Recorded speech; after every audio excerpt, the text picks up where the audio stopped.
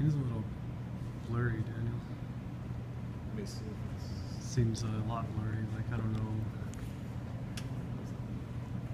There we go. That was weird. It was just really blurry at first. Actually, I'm gonna set my timer.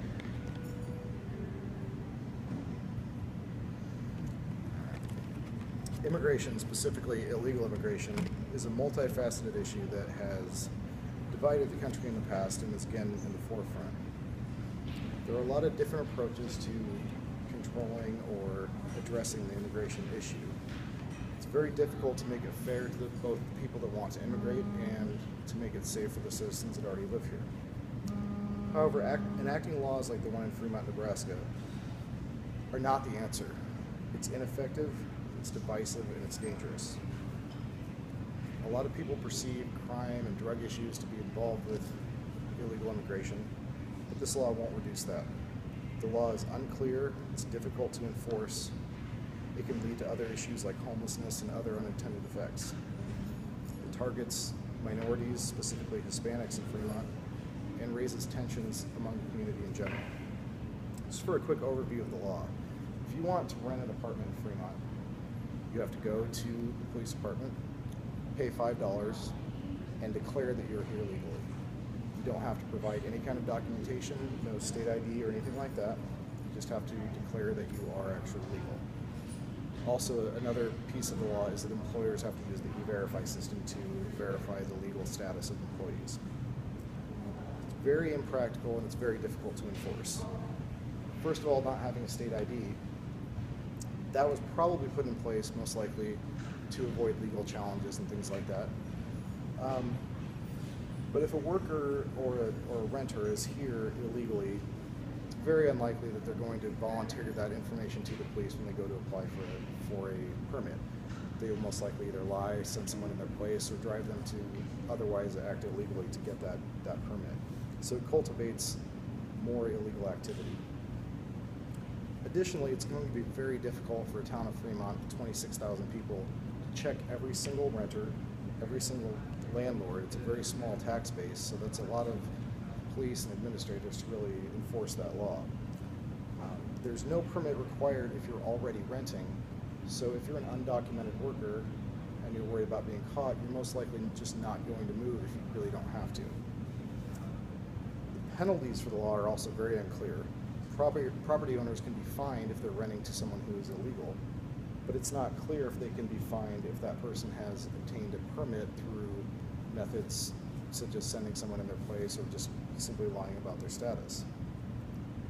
If the renter is found to be illegal, their permit can be revoked. The Omaha World Herald says that Fremont has no further ability beyond that point. They can't report their status, they can't deport someone, they can't do anything like that. They can only take away their permit to rent. So what does that do? That basically just makes that person homeless because they can no longer rent. So if you're trying to reduce crime, reduce drug problems and things like that, why would you target productive citizens who are paying their rent, who are getting legitimate jobs, by essentially taking away their ability to do that? So if the goal is to eliminate those things, this is not an effective way to do it. Now, the law also has just divided the community in general. And I know that with laws like this, it's very easy for someone to cry racism and to claim that the law is unfairly targeting minorities, especially if most of the immigrants in that particular community are Hispanic. But if we just for a moment accept that the law was not intended that way, and that if the immigrants were Caucasian or all English speaking, that this law wouldn't have happened, it doesn't change what that law actually creates. You could brush aside an anecdote from a third-generation American citizen who's being told to go back to Mexico where they've never been, or factory workers being told New Mexicans are all going back home. But you can't deny that racism and xenophobia exists in our society. It's a fact. And those people feel vindicated by those kind of laws and come out of the woodwork. A resident of Fremont, Cindy Hart, came to an open hearing and openly mocked third graders for their accents.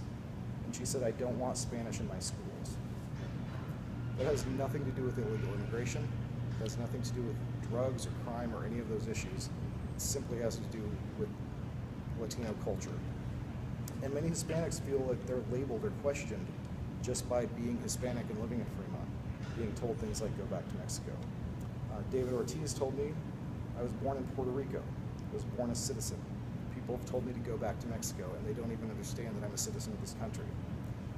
Daniel Santos, who was a former resident of Fremont, told me when I asked him, you came here legally from Nicaragua, so this law doesn't affect you, right?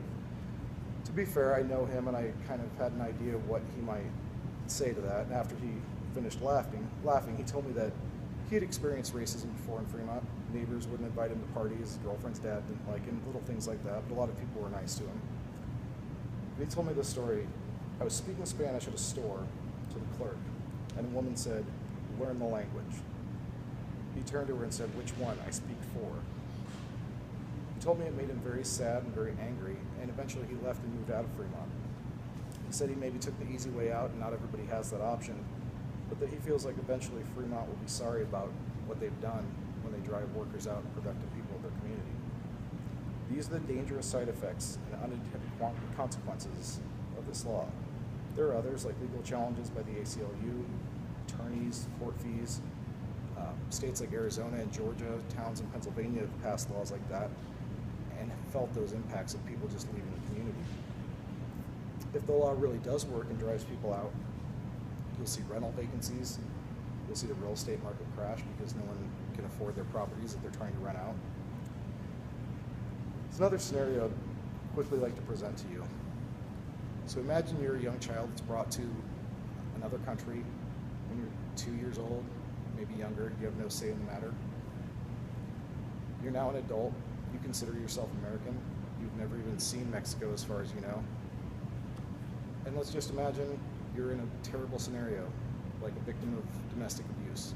It's a very common thing in the United States, unfortunately. And even in a normal scenario, someone who's an illegal immigrant is afraid to report that because while it may get them out of their situation, maybe they'll get deported, maybe they'll get sent back to the country they were from, maybe their husband's family, the husband that's beating them, will retaliate against them. In Fremont, under their law, they won't get deported. They simply won't be allowed to move and rent somewhere else, become a prisoner in their own home because they can't go anywhere else. That's probably not the intent of the Fremont law, but that's one of the unintended effects. When you pass a law, it needs to have a measurable, effective result that can be accurately defined by its impact. Does this law deter illegal immigrants? Does it keep people from coming into the town that are going to create crime and sell drugs?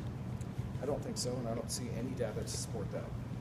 It creates a divisive, dangerous atmosphere. It creates targets of good working people. It reduces the workforce. And it creates an overall bad situation for both the citizens and the immigrants that are there to make a better life for themselves. This law must be repealed for the people of Fremont and for the people of America coming into this country.